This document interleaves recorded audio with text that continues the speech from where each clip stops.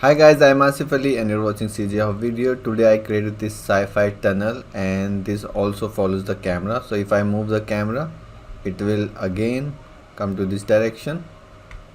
So it's just following this.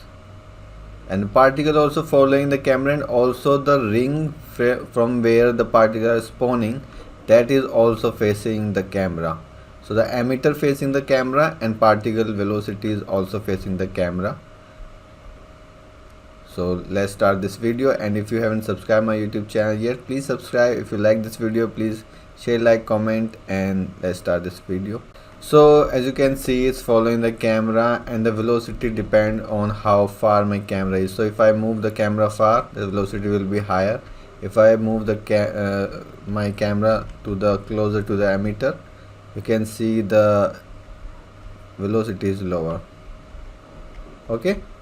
So this is very simple. I have already created, but I will create it again from scratch. So I just delete this from my viewport, and here I will create a new folder, and then I will create fx,